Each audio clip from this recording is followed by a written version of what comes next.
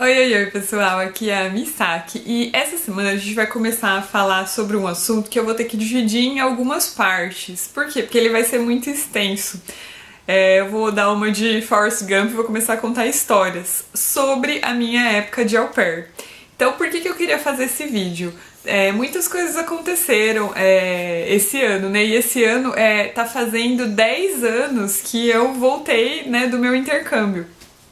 Que eu fui como au pair, fiquei um ano nos Estados Unidos como au pair, então esse ano fez 10 anos que eu voltei, agora no meio do ano, né? E desde então, desde que, né, o dia passou que fez 10 anos que eu voltei de lá, eu fiquei pensando que eu queria gravar alguma coisa a respeito, mas eu não cheguei à conclusão do que e fui adiando. Então agora vamos fazer isso.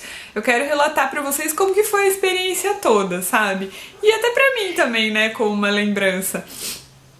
Se vocês estão escutando barulhos de gatos aí, mas enfim, se tiver algum barulho, são eles que estão aqui, como sempre, né?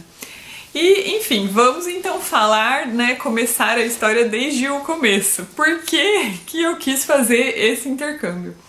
Na verdade, eu desde que eu era criança, tinha essa vontade de fazer intercâmbio. Eu via nas revistas que eu assinava e filmes que eu assistia, né, escola americana, não sei o que, toda, né, aquele bombardeio de coisas, né, da cultura americana, e eu tinha muita vontade de viver aquilo, sabe? Desde sempre, ninguém nunca me incentivou, então acho que era alguma coisa minha mesmo.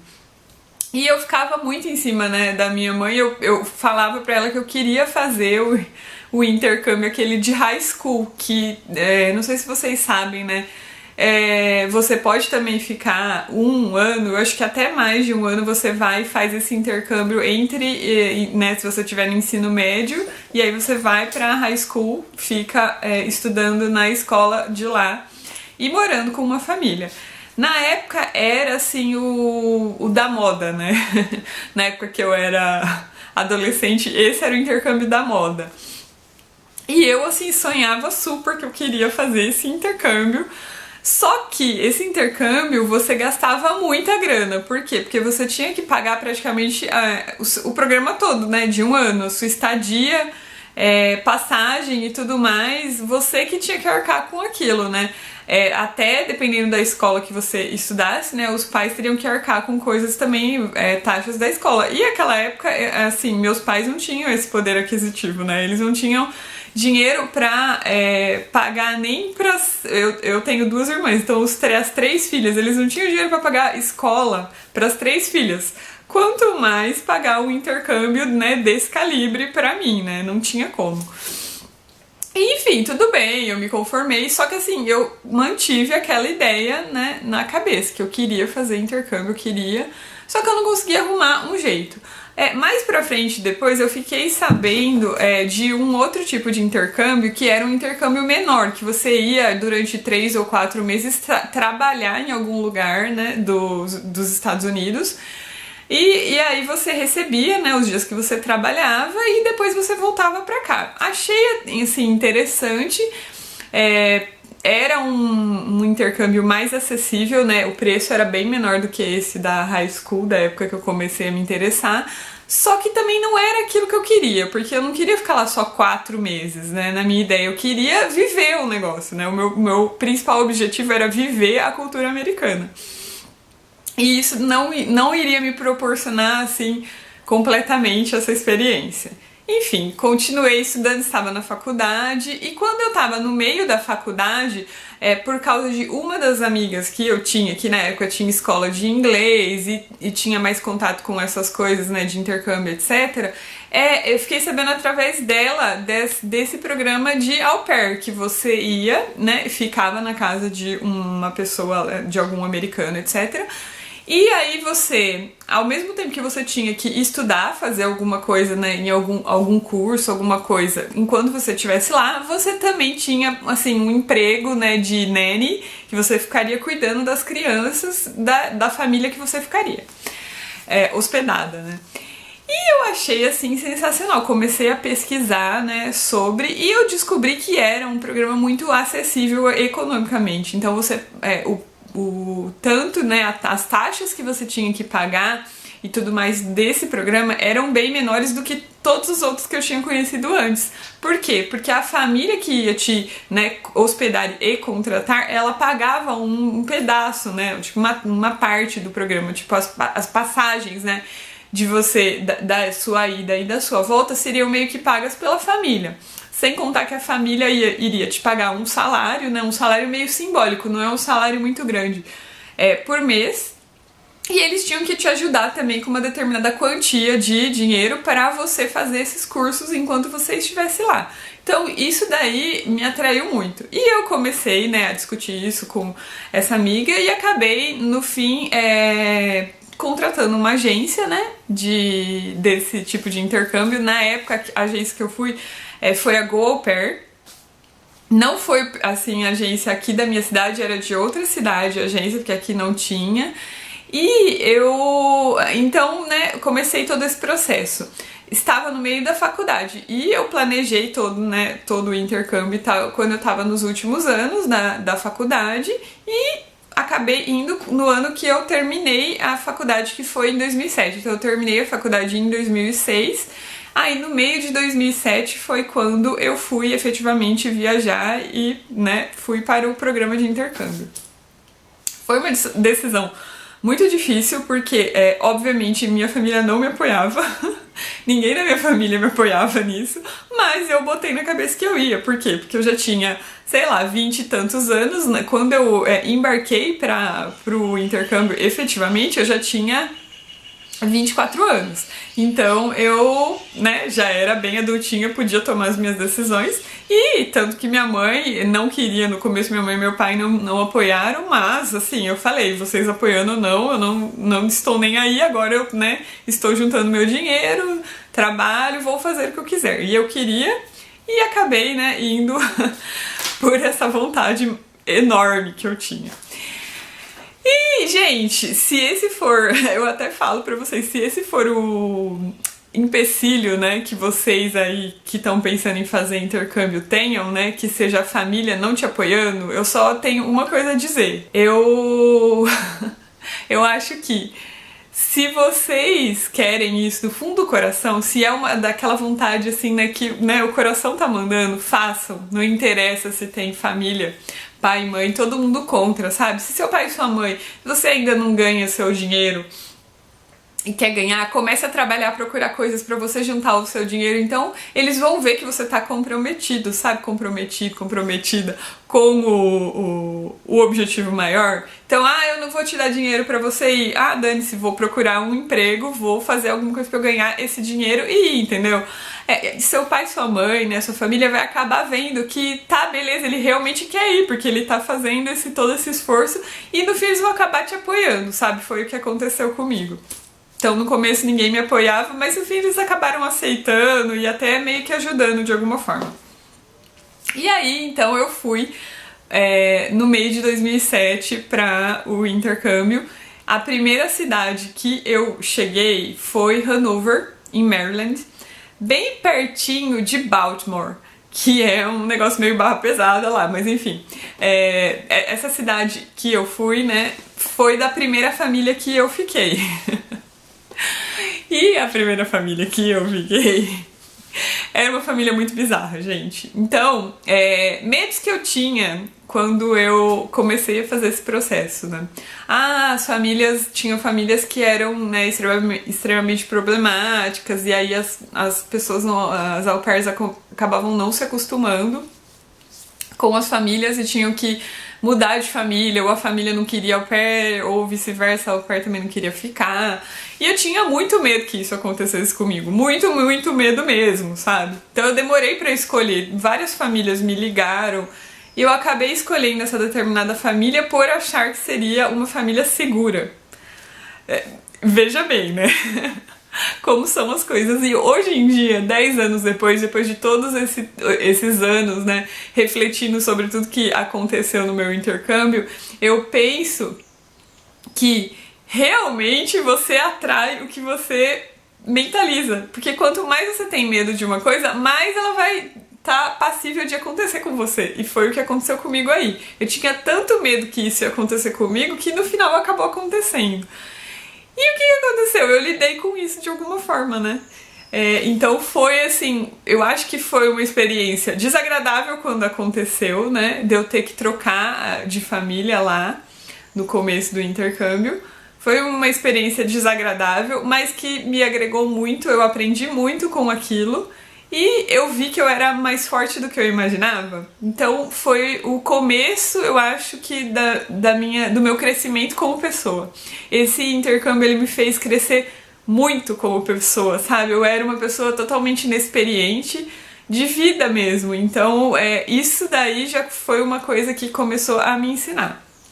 Então deixa eu contar mais ou menos aí o que aconteceu nessa primeira parte do comecinho, e aí isso vai ser a primeira parte do vídeo, porque vai ficar enorme, né? Eu contar um ano de tudo que aconteceu lá. Então eu cheguei, né, a família que ia me receber era só uma mãe e 2 filhos, ela era separada, então ela ia me buscar. Cheguei lá no aeroporto, eu tive que fazer conexão. Veja bem, coisas assim extremamente difíceis, né? Ai meu Deus, como vou me virar? Vou ter que fazer conexão. E se ficar perdida no aeroporto? Eu parei no aeroporto de Chicago, que é um dos maiores que tem, né, lá nos Estados Unidos. E eu tive que fazer conexão. E eu consegui me virar. Vale dizer também que na época que eu fui, eu já sabia bastante inglês, né? Então eu já tinha me formado em cursos fora, né, da escola, e eu já tinha feito o curso de letras, e eu fiz língua estrangeira, eu peguei inglês, então eu fiz estágios muito avançados, e eu já tinha até feito espanhol, então eu não tava assim, né, mal servida, eu conseguiria me comunicar em português e em espanhol se precisasse alguma coisa, e eu sabia bastante inglês, só que eu tinha aquela enorme barreira de ter muita vergonha de falar, então eu tinha muita vergonha de errar e tal, então eu manjava muito, eu escrevia muito bem, eu entendia tudo que todo mundo falava, mas eu não conseguia falar direito, e isso era um dos objetivos que eu queria, né, treinar isso daí, treinar falar em inglês com as pessoas. Então eu tive muito medo nessa parte do aeroporto, mas acabou dando tudo certo. Eu consegui perguntar, consegui ler tudo direitinho, entrei no avião certinho, cheguei no meu destino. Quando eu cheguei lá, a host tinha falado que ia me esperar no aeroporto, mas ela não estava lá. Então fiquei eu lá sozinha com minhas malas e não sabia o que fazer. Até que um senhor muito bondosinho me ofereceu o celular dele. Ele falou assim, você tá esperando alguém, né? E aí eu falei, eu tô esperando a minha família, né, vim assim, expliquei pra ele. E ele falou, você quer usar meu celular pra ligar, né, ver se ela tá chegando ou não? E eu falei, olha, eu até quero, mas eu não sei ligar, eu não sei direito, né, como usar os números aqui americanos ainda, não sei se tem que discar algum código. Ele, não, deixa que eu ligo pra você e tal. E ele acabou me ajudando, foi muito, assim, prestativo. E eu falei com a host, ela tava indo me pegar, deu tudo certo, consegui encontrá-los, a gente foi pra casa. Primeira decepção que eu tive de coisas que a família não me falou e que daí, quando eu cheguei lá, que eu fui constatar. Ela falou que a casa era perto disso, perto daquilo, perto do metrô, que vai pra DC, tem supermercado perto, só que assim, o perto deles é um perto muito relativo, sabe? Então era perto, só que era um perto andando de carro, X milhas pra chegar nos lugares, sabe? Então a casa dela era meio que afastada, era uma townhouse. Não sei se vocês sabem o que é uma townhouse. Na época eu não sabia, né? São casas germinadas, que a gente fala, que é aquelas que tem uma grudada na outra. Então essas townhouses são isso, são várias casas grudadas umas nas outras. E essas townhouses aí que ela morava era um condomínio assim muito afastado, no meio do nada lá, então você saía de lá, não tinha nada do lado, né? Era só mato que tinha do lado, então você tinha que andar muito de carro pra chegar em algum lugar. Beleza, eu ia ter meu carro, porque ela tinha 2 carros, então eu tinha um carro que eu poderia andar com as crianças pra levar elas pra escola e também pra sair, né, eventualmente se eu quisesse. Na verdade não era bem assim a história, por quê? Eu só podia sair com o carro para levar as crianças de manhã para a escola, depois eu voltava para casa, né? E muitas vezes eu ficava lá sozinha E ela me trancava dentro de casa, então ela não me dava, não me deu chaves da casa, então ela saía e me deixava trancada. Outras vezes eu até arriscava sair, mas eu tinha meio que medo de ir pra muito longe e me perder, né? Porque, vejam bem, nessa época aí que a gente tava, voltem aí no tempo, né? 2007 as coisas não eram tão avançadas assim, a gente não tinha aqueles GPS megas nos celulares, etc. Os celulares daquela época ainda eram celulares de SMS ainda, né? A gente não tinha os smartphones. Aliás, por sinal, quando eu estava lá, quando eu estava voltando pra cá, eles lançaram o primeiro iPhone, então vejam bem, né? Foi quando eu tava voltando do intercâmbio que começou a época dos smartphones, com o primeiro iPhone. Então nessa época a gente não tinha isso. E aí, se eu andasse de carro e me perdesse, eu ia me perder completamente, porque eu não tinha GPS no carro. Não tinha nada no celular, não tinha mapas, então era meio difícil, eu tinha meio que medo, né? De só confiar nas placas num lugar que eu não conhecia. Então eu saía explorar, mas eu era meio comedida, eu explorava assim poucas milhas em volta, né, da onde eu estava morando. Só que aí chegavam os fins de semana quando ela saía com as crianças e eu ficava presa lá, porque ela me deixava trancada, então eu não tinha como sair. E aquilo começou a me irritar.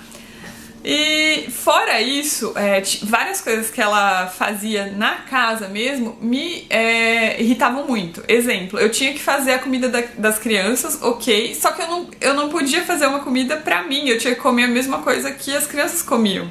Então, sei lá, dava aquela impressão de que, tipo assim, tô comendo o resto do que eu fiz. E tinham comidas que eu não gostava muito também, sabe? Ela falava pra eu fazer carne de porco pra eles, umas coisas assim que eu não queria comer. Então era muito ruim pra mim ter que ficar comendo coisas que eu não queria, sabe? Tudo bem experimentar, mas assim, todo dia ser obrigada a comer aquilo que eu fizesse pra eles era meio estranho. Eu não podia entrar em algumas partes da casa, tipo o quarto dela eu não podia entrar. Ela não deixava eu entrar no quarto dela, e aí depois um dia eu passei na frente do quarto dela e tinham várias perucas dentro do quarto. Então imagina a minha reação passando dentro de um quarto e vendo um monte de cabeças de pessoas com perucas. E assim, eu imaginei que a mulher, sei lá, que ela era psicopata, sei lá o quê. Porque eu não conseguia entender que lá o costume das mulheres era, né, as mulheres negras lá têm esse costume de usar bastante peruca, elas deixam o cabelo curtinho e usam peruca, eu não sabia disso. Então eu tive um choque muito grande, pensei, meu Deus, por isso que ela não quer que eu entre no quarto dela, porque ela tem todos esses negócios aí, vai saber o que ela tem, né? Veja bem, já fiquei meio com medo. Pra ajudar também, né, em toda a estranheza, ela queria que eu desse banho nas crianças e que eu desse banho estilo... Não sei se vocês conhecem esse filme, é um filme super velho, que passava na sessão da tarde na época que eu era adolescente, que chama Um Príncipe em Nova York. Que era o Ed Murphy, era um príncipe, e aí no começo passava ele lá, tipo, com as mulheres davam banho nele e tal, e ele ficava, tipo assim, né, só, nem se mexia. Então ela era meio desse jeito que ela queria que eu desse banho nas crianças, e eu achava muito estranho, porque a criança mais velha já tinha, acho que 11 anos, 10, 11 anos, e o mais novo acho que era 7 ou 8. Então eles já eram crescidos, eles sabiam tomar banho sozinho, né?